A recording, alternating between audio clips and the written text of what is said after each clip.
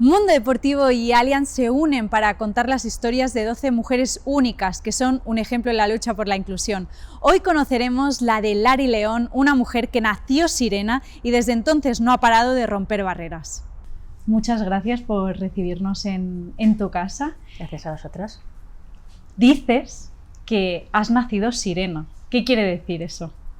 Bueno, la verdad es que, no sé, es una fantasía que no sé en qué momento me vino. Pero es verdad que cuando yo era pequeña era el centro de todas las miradas y todo el mundo decía, oye, ¿por qué no tienes brazos? ¿Y por qué te pasa en la pierna?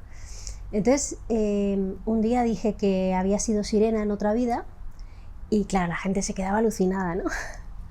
Entonces a mí me encantó porque por lo menos ya no me preguntaban más cosas.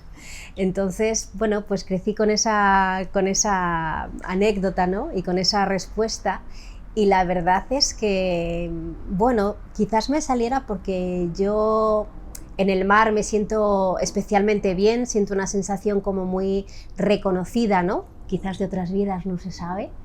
Y luego también, bueno, pues porque realmente yo soy como un pececillo, ¿no? Con mis aletas y con mi única pierna como cola.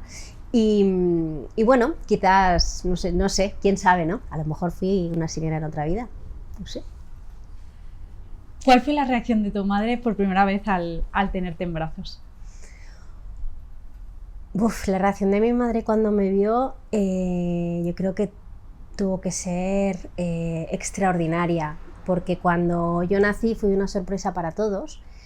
Nadie sabía que venía sirena y es verdad que por aquel entonces, como no se estilaban las ecografías, nada más nacer, a mí me retiraron del quirófano y le dijeron a mi madre que tenía problemas de respiración.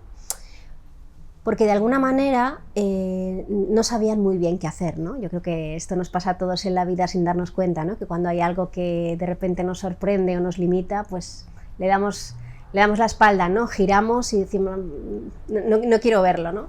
Bueno, pues me llevaron a otro sitio.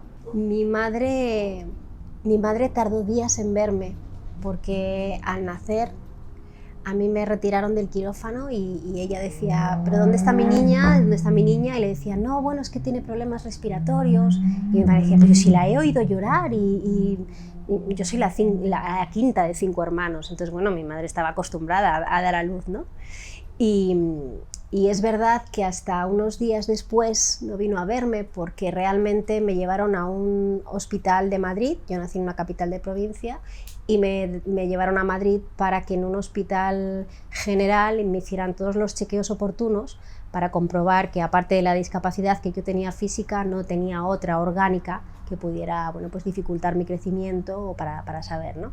Entonces hasta que no se aseguraron realmente cómo había venido esa sirena, a mi madre no la llevaron a verme. Entonces yo me imagino que tuvo que ser una sensación frustrante para ella, muy difícil, muy delicada. Y bueno, ella siempre me decía que cuando me vio la primera vez pues se le saltaron las lágrimas porque claro, se imaginaba mil cosas, imagínate, ¿no? Nadie le quería decir nada. Entonces ella ya se había imaginado cosas como monstruosas, ¿no? Y ella me decía que cuando me vio lo primero que dijo es, pero qué cosa más bonita, si es la cosa más bonita del mundo, un poco rotita, creo que dijo, pero claro, me cogió en brazos y eso tuvo que ser un momento espectacular. Qué pena que no me acuerde yo emocionalmente, pero sí que a través de sus palabras siempre lo he sentido y lo he revivido con ella. ¿Cómo se vive una infancia siendo la menor de 5 hermanos y cómo eso te ha estimulado a ti para ser la persona que eres hoy, ¿no? Porque supongo que debías recibir por todas partes. Bueno, la verdad es que ser la quinta de 5 hermanos es interesante, ¿no? Porque además yo con mi hermana Sol, que es la más pequeña, me llevo 10 años, o sea que había un salto realmente entre las más pequeñas de la casa que éramos Sol y yo, ¿no? Fue interesante porque además yo creo que para el desarrollo de mi infancia y para la naturalidad con la que todos abrazaron, ¿no? mi llegada, fue fundamental que ellos eran preadolescentes y entonces esa inocencia que aún les quedaba o esa frescura, ¿no? De decir a la gente, pues no pasa nada, pues es mi hermana, pues pues mírala, ¿no ves que está riendo, ¿no? ¿No ves que está sonriendo? Pues eso ayudó mucho al entorno a tomarlo con naturalidad, en casa pues ser una más, o sea, yo dentro de mis posibilidades, pues si había que limpiar cristales, yo me ponía la primera, pues en mi tiempo y con mis trucos, ¿no? Pero yo era una más, no había diferencias ni... era todo como un juego, y además al ser la pequeña, pues ellos me llevaban siempre por ahí con sus pandillas de, bueno, pues íbamos a la playa en verano o salíamos, ¿no? a comprar las chuches el domingo o a dar un paseo, ¿no? Y entonces era como la mascota a veces, ¿no? de mis hermanos, pero claro, me lo pasaba muy bien porque estaba con los adultos, a quien no le gusta de pequeña, ¿no? estar con los adultos, y luego yo ya me hice mis amigos y ya, bueno, pues salía con mi gente, ¿no?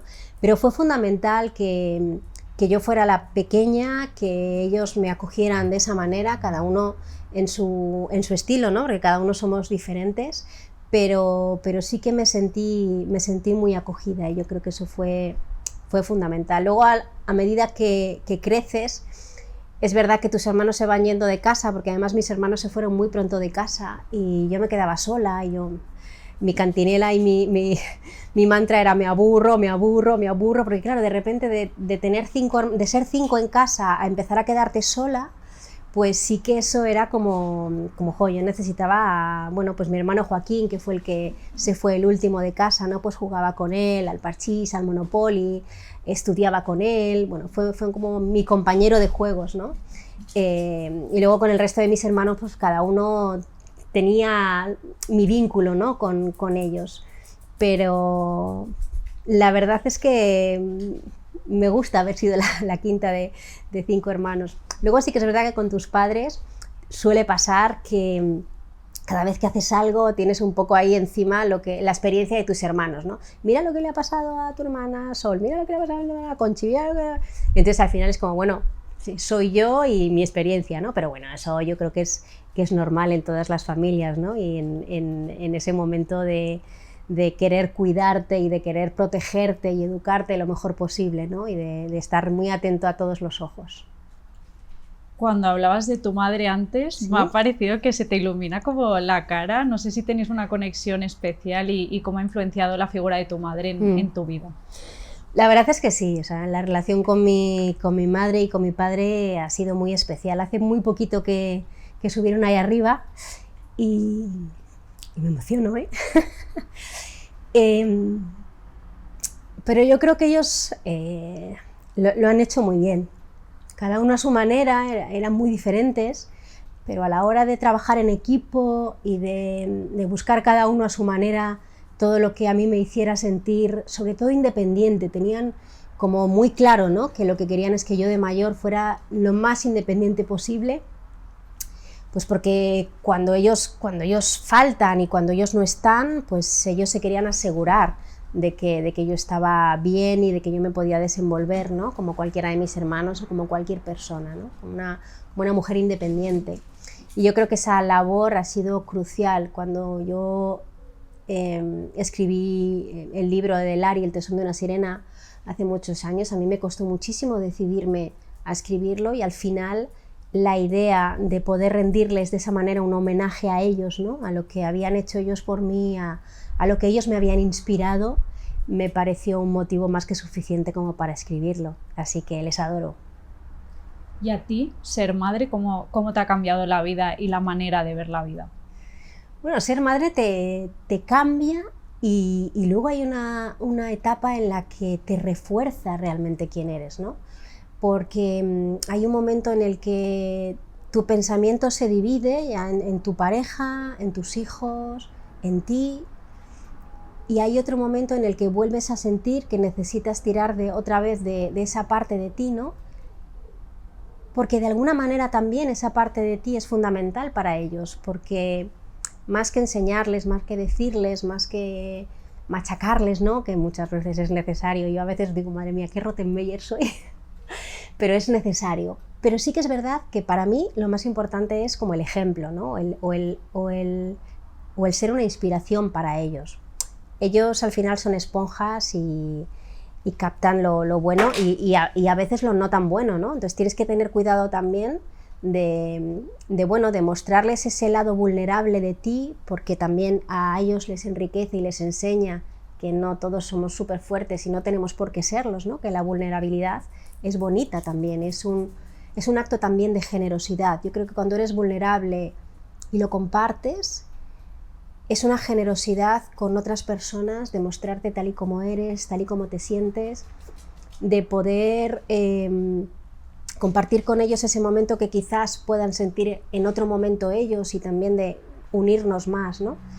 Pero ese lado en el que tú, pues eres una persona con unos valores y se los quieres inculcar, no hay nada mejor que el ejemplo, ¿no? Yo muchas veces me sonrío, ¿no? Cuando veo a mis hijos que entran en un taxi o en un sitio y dicen buenos días y muchas gracias y mil gracias, incluso frases como muy mías, ¿no? Que las reconoces y dices, uy, eso es mío, ¿no? Bueno, pues eso es bonito, ¿no? El momento madre, con lo que me quedo es en esa capacidad y responsabilidad de ser una inspiración para personas que tú quieres que crezcan felices y lo más independiente posible. Volviendo un poco a tu infancia, a ti tus padres te hacen llevar prótesis, pero tú hay un momento, quiero saber con qué edad tú dices, oye, esto no es para mí. Y de hecho me complica más la vida, ¿no? Bueno, la verdad es que cuando empecé yo a llevar prótesis, afortunadamente las prótesis han avanzado muchísimo, pero yo llevaba unas piernas como muy rudimentarias, los brazos ortopédicos pesaban muchísimo, eran muy rudimentarios, tenía que, para abrir las pinzas, eran unas pinzas como de garfios, y entonces para abrir las pinzas yo tenía que hacer un juego de omoplatos, porque con ese juego de omoplatos se tensaban unos cables y hacían que se abriera la pinza. Entonces, claro, imagínate, para hacer cualquier cosa, o sea, yo sudaba, era un esfuerzo increíble, pesaban muchísimo.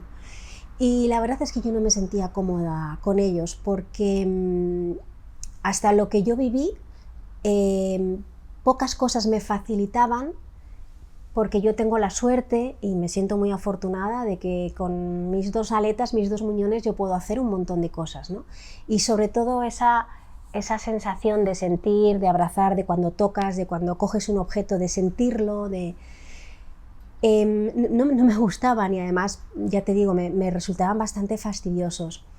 Como todo pasa por algo, yo además en este muñón derecho tenía lo que se llama el hueso lápiz, que es que el hueso me crecía más rápido que la piel, y entonces todos los años, antes de irme yo de vacaciones al mar, tenía que pasar por quirófano y me tenían que limar un poquito el hueso, me volvían a poner puntos, me cerraban, y al año siguiente, como el hueso había crecido otra vez, pues me tenían que volver a abrir, ¿no? En una de las últimas operaciones me pusieron como una especie de tapones de silicona para ver si el hueso dejaba ya de crecer, y entonces eso impedía que yo llevara los brazos ortopédicos. Claro, esto lo hacían en verano, primero porque yo estaba en el colegio y yo en el colegio llevaba las prótesis, y entonces aprovechábamos el verano que íbamos al mar, mi madre aprendió a quitarme los puntos en la orilla del mar, y pasaba yo todo el verano sin utilizar las prótesis para que curara la herida o la cirugía, ¿no? Entonces en una de esas últimas operaciones había que tener un tiempo más largo de descanso sin utilizar los brazos y sin hacer ejercicios que pudieran facilitar al hueso volver a salir. Y entonces ahí yo dije, esta es la mía. Creo que fue con 10 años, porque fue después de mi comunión, que yo le dije a mis padres, papá, mamá, es que yo no quiero volver a utilizar los brazos ortopédicos. O sea, yo agradecí muchísimo al ortopeda y a mis padres que me hubieran dado la oportunidad de aprender a utilizarlos, pero me suponían más dificultad que facilidad, ¿no? Así que mis padres confiaron en mí, el ortopeda también, y me dijeron, bueno, aquí están, tú sabes hasta dónde puedes llegar. El ortopeda tuvo ahí un último cartucho y me decía, bueno, es que ahora van a salir unas manos de silicona que puedes pintarle las uñas, un poco para atraerme, ¿no? Y yo decía, mira, y cuando así la gente te vea y tú vayas por la calle, pues si tú te piden la mano, pues no es lo mismo. Digo, hombre, yo la verdad es que me parece más antinatural si yo doy la mano y cuando me dan la mano ven que es de plástico y se quedan más congelados que si yo de principios ahí con mi tal saco mi muñoncete y se quedan flaseados, pero se quedan flaseados ya de primeras, ¿no? Así que bueno, les convencí, confiaron en mí y la verdad es que desde entonces no he vuelto a utilizar los brazos ortopédicos. La pierna, por supuesto, sí, y han avanzado mucho. Es verdad que yo llevo una pierna ortopédica muy rudimentaria porque me valgo muy bien con el mecanismo que llevo, pero los brazos ortopédicos no, y han avanzado mucho, y seguro que ahora mismo si los pruebo, oye, pues quizás vea que hay cosas que puedo hacer, ¿no? Pero la verdad es que prácticamente puedo hacer de todo, en casa hago de todo, cocino, hago una vida completamente normal, me busco mis trucos, eso sí que me encanta, ¿no? A veces cuando de repente me enfrento a algo nuevo y me busco el truco de poder hacerlo, ¿no? Pero, ¿y si hay algo que no puedo hacer? Pido ayuda y ya está, ¿no? Que también es otro acto de generosidad. ¿Qué sueños tenías cuando eras adolescente? ¿Qué sueño tenía cuando era adolescente? Pues mira, uno de los sueños que tenía cuando era adolescente era ser locutora de radio. O sea, de pequeña me regalaron una grabadora y yo empecé a leer en alto, a grabarme, a inventarme programas de radio con mi hermano Joaquín, que es el que estaba en casa el último, y me acuerdo que hacíamos incluso conexiones de mentira telefónicas, él desde un teléfono, yo del otro. Entonces, esa ilusión de, bueno, pues de trabajar en la radio, de utilizar mi voz como herramienta, me parecía maravilloso y conseguí hacer realidad mi sueño, porque los sueños hay que ir a por ellos. Si no los alcanzas no pasa nada, porque tampoco es un fracaso. Yo creo que cuando te fijas un objetivo o quieres hacer realidad un sueño, el ir a por él te da tantas satisfacciones y te enseña tantas cosas y te da la oportunidad de conocer a gente o situaciones que si no lo hubieras hecho no lo tendrías, que luego al final si llega muy bien, pero realmente es ese camino, ¿no? Y esa ilusión que te mantiene viva hacia ese sueño, ¿no? Pero yo sí que es verdad que cuando terminé la carrera de periodismo y empecé a trabajar en la radio, dije, ¡guau! He cumplido mi sueño, ¿no? Y además, bueno, pues muy bonito todo, ¿no? Porque trabajas duro, te esfuerzas, te gusta, te apasiona y eso te ayuda a seguir con fuerza para conseguir lo que quieres, ¿no? Tu meta. ¿Quiénes eran tus referentes en esos inicios? ¿En la radio? Pues mira, yo no... Es verdad que me gustaba la radio, pero me gustaba la radio porque era lo que oía en casa. O sea, cuando mi madre estaba planchando, estaba haciendo cosas y yo estaba haciendo los deberes o llegaba del cole, pues escuchábamos a Elena Francis, a programas, a los informativos. No tenía una referencia de un nombre en concreto, pero sí me parecía mágico que a kilómetros estuviéramos escuchando unas voces que nos estaban contando cosas, ¿no? Y eso me parecía mágico. Y por eso yo creo que yo soñaba en que en algún momento mi voz llegara a otros sitios contando historias reales o no, pero llegando a personas, ¿no? Que estaban muy lejos, muy lejos. Además me fascinaba la idea de que con la voz tú te podías imaginar 1000 caras de esa persona, ¿no? o 1000 figuras, ¿no? Ahora es distinto porque ahora ya muchos de los programas se retransmiten también en vídeo y bueno, está bien, pero para mí te quita un poquito la magia, ¿no? De repente descubrir a un locutor que tú ni siquiera sabes cómo se llama, pero que le escuchas todas las mañanas y imaginártelo, ¿no? Y luego a lo mejor decías tú, madre mía, no es ni como me lo había imaginado. Pero esa era la parte fascinante que a mí me llamaba la atención de la radio, ¿no? El poderte imaginar, más allá de lo que te estaban contando, imaginarte quién te lo estaba contando, cómo era. Ahora ya llevas muchos años dedicándote al mundo de la comunicación. También has dado el salto a otros medios como por ejemplo la televisión. ¿Cuáles dirías que son los mayores retos a los que te has tenido que enfrentar como periodista?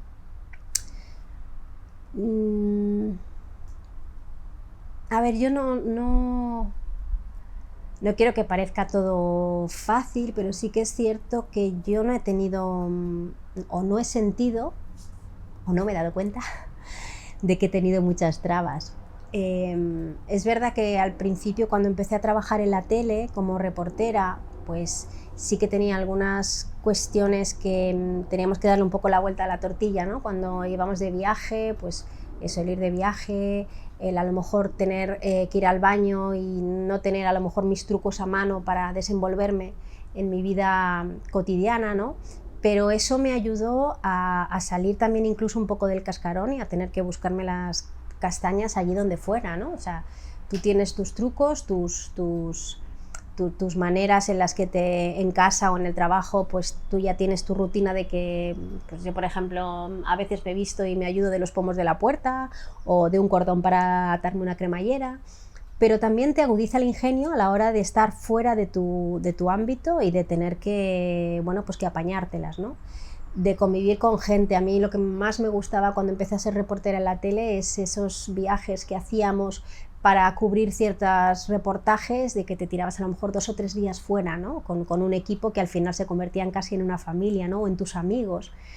Pero ya te digo, retos así de como periodismo, quizás la inestabilidad, ¿no? De cuando estás en un programa y que dependes tanto de la audiencia, y que a pesar de que los reportajes o los contenidos son de calidad y están bien, están muy trabajados y tú te has tirado noches a lo mejor editando un vídeo, ¿no?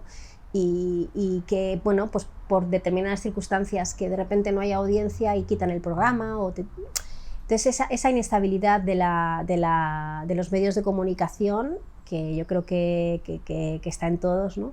Pero ninguno en especial.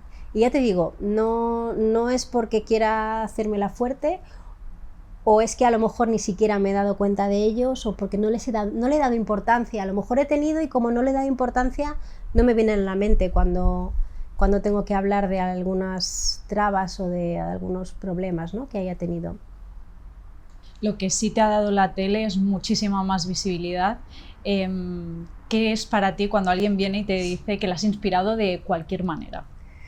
Bueno, la verdad es que no creo que la tele es la que me haya dado la visibilidad, porque yo no hago pantalla, a mí no me reconocen por la tele. Sí que es cierto que me parece maravilloso el que, pues yo por ejemplo, si voy a Barcelona o voy a cualquier sitio, de repente me para alguien y me dice que ha leído mi libro y que le ha gustado mucho, o que ha visto tal entrevista,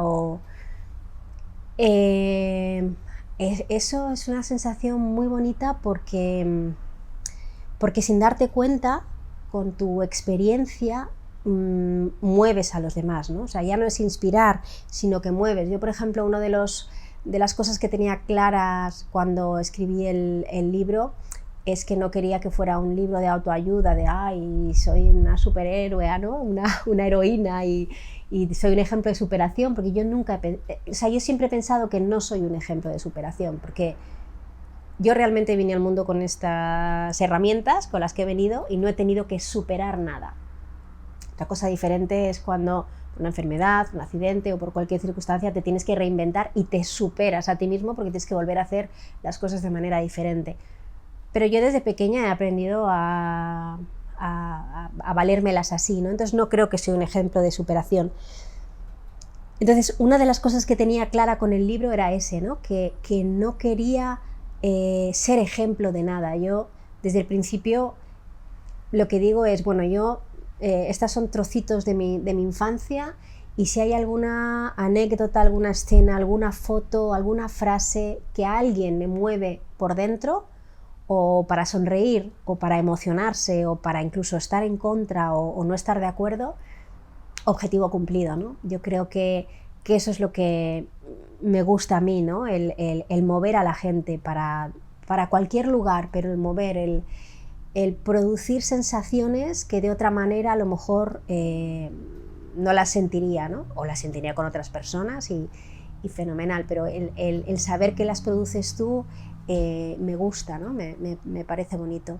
Y esa parte de que te reconozcan y que te sigan, o que te te paren en un momento y te digan lo que me reí con tu libro o lo que lloré con tu libro, es que todavía me conmueve, ¿eh? Porque fíjate que ya hace años y el libro sigue vivo, y el libro sigue, o sea, la cola de sirena sigue dando coletazos, y la verdad es que me alegro mucho de haber tomado la decisión, ¿no? Al final de escribirlo y de mantener de alguna manera vivos a todas esas personas que me rodearon en mi infancia, ¿no? Sobre todo a mis padres y a toda la familia, a los médicos, a mis hermanos. La verdad es que, bueno, yo creo que todos deberíamos escribir un libro en algún momento de nuestra vida, porque todos tenemos algo que contar, algo que compartir, y además que se aprende muchísimo de uno mismo, ¿eh? Porque cuando empiezas a tirar del hilo y a buscar historias, incluso a compartirlas con las personas con las que estabas en ese momento y ver las diferentes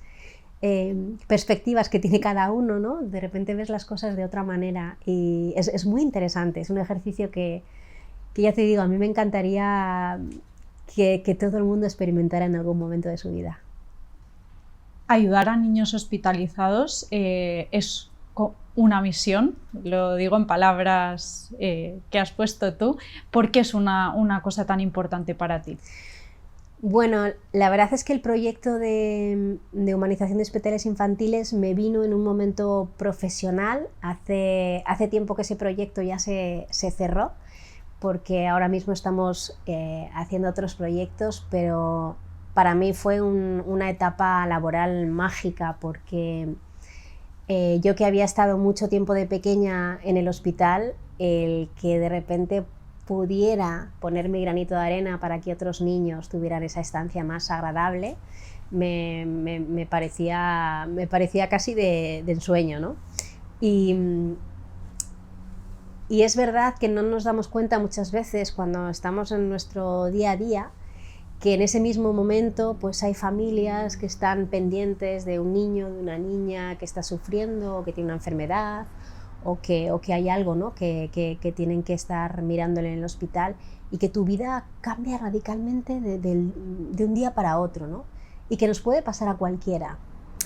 Y que muchas veces cuando tú tienes una enfermedad, bueno, pues la tienes tú, la asumes, la gestionas, la abrazas o no, pero es tuya. Pero cuando ves esa vulnerabilidad también, ¿no? De los niños, y de decir, madre mía, pero si es un niño, ¿por qué? Bueno, estas típicas preguntas que mis padres me enseñaron que en un momento dado de su vida ellos se hicieron, ¿no? Cuando yo nací, de preguntarse, pues, ¿qué he hecho yo? ¿Qué hemos hecho mal? La culpabilidad, ¿no? Y yo siempre ante esas preguntas hago la contrapregunta. Como soy periodista, tenemos ese defecto de jugar con las letras y las palabras, y yo siempre digo, cuando te preguntas ¿y por qué yo?, me suelo preguntar ¿y por qué no? Porque cuando decimos esa palabra, o cuando pensamos el ¿y por qué yo?, es que quizás pensamos que otra persona se lo iba a merecer más, o que no nos lo merecemos menos que otra persona. Bueno, pues a lo mejor es que seguramente, y aunque nos venga fatal en ese momento esa limitación o esa situación, nos viene bien para aprender ciertas cosas, ¿no? O seguramente en esa situación de caos y de sorpresa hay algo que nos deja, que nos enriquece y que nos hace crecer y evolucionar como persona. Así que yo siempre pienso en eso, ¿no? Que cuando viene algo que no esperamos, es que hay algo que aprender, o hay algo que nos van a dejar, y que al final va a merecer la pena. A ver, hay veces que hay situaciones, bueno, pues que no son agradables, que son injustas, que no las debería de vivir nadie, ¿no? Pero en ese momento de oscuridad y de dudas, siempre hay un rayito de luz que te ayuda a mantenerte, bueno, pues con la antena bien puesta, ¿no? Decir, a ver, ¿qué es lo que puedo aprender, o qué es lo que me puedo llevar de esto? ¿Crees que es importante que hayan referentes femeninos en todos los ámbitos? Yo creo que es importante que haya referentes en todos los ámbitos, pero en el fondo da igual si son de mujeres o de hombres. Yo el tema del empoderamiento femenino, yo es que le quitaría incluso el sexo, ¿no? Yo sé que que es verdad que hay en algunos sectores que desafortunadamente el papel de la mujer o la situación de la mujer está en condiciones diferentes a las del hombre, y eso es una injusticia. Y yo creo que es un camino que seguramente es lento, pero que para mi gusto tendría que ser de una manera natural, no tener que demostrar ese empoderamiento femenino, no tener que decir, no, es que yo soy mujer y valgo mucho y mira lo que hago y tal. No, yo soy persona y tengo estos talentos y aquí me tienes y los quiero compartir. Entonces, para mí el talento o la luz de una persona no tiene nada que ver con su sexo o con su condición o con su cultura, ¿no? Yo creo que todos, para empezar, yo creo que todos tenemos esa luz, ¿no? Pero esa parte de movimiento hacia empoderar a la mujer está bien, pero siempre que se haga desde la naturalidad, no desde la superioridad o del forzar algo, ¿no? Porque si no, en el fondo estamos haciendo el contraempoderamiento, ¿no? Porque es como, bueno, por otra parte, a lo mejor hay una corriente, ¿no? de dar más importancia a otro género, ¿no? Y en realidad tú, para llegar a eso, estás haciendo lo mismo, que es como forzar, ¿no? Algo. Esa es una opinión muy personal, y no es que no crea en que las mujeres tenemos ese talento y que no nos merezcamos estar en determinados lugares que ahora no estamos, ¿no? Pero sí que creo que ese camino es más como con la educación que decíamos antes, ¿no? Con el ejemplo, con la inspiración, con que en un determinado... Yo creo que estamos cambiando, ¿no? Y al final en las empresas todo se mueve con la parte de recursos humanos o de la política de una empresa, ¿no?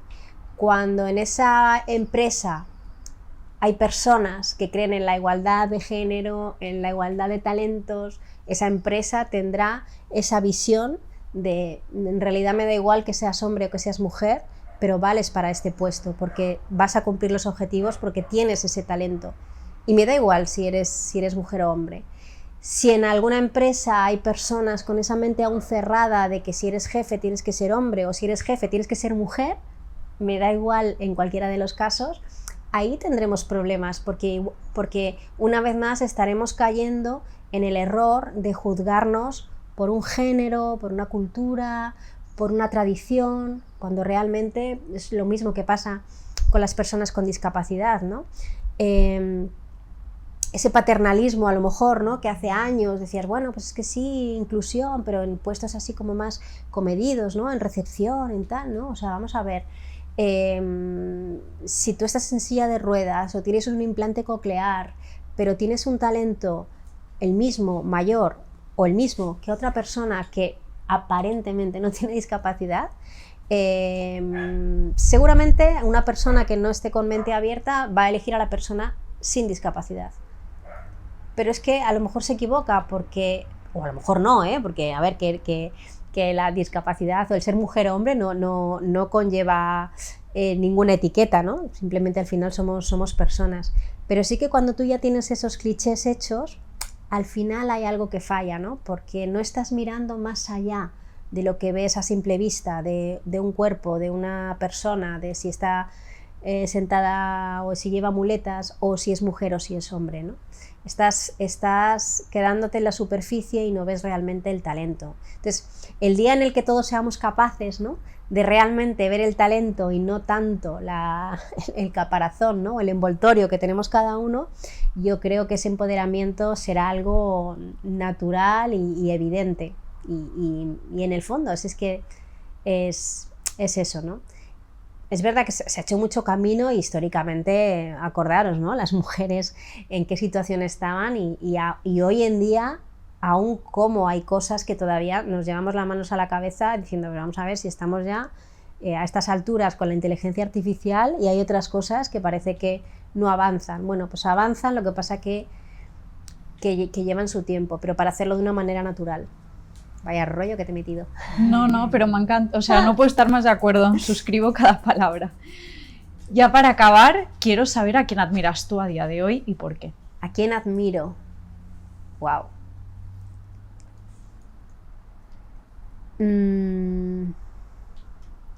Es Es que es una pregunta muy especial, porque claro, a quien admiro así en general, en realidad me gusta pensar en que cada día me voy a encontrar con una persona que admiro. Y puede ser incluso una persona que ni siquiera conozco, o que conozco ese día, o que se cruza delante de mí, y de repente por algo, por un movimiento, por una mirada, por algo, de repente digo, la admiro. Admiro a las personas que teniendo luz no necesitan enseñar dónde tienen el interruptor, ¿no? Admiro a las personas que, así como quien no quiere la cosa, ¿no?, de repente son fuentes de energía y te nutren muchísimo. Admiro la naturalidad, en realidad, de las personas y de las cosas. Y admiro mucho a mis padres, admiro mucho a mi compañero de vida, que es una pasada.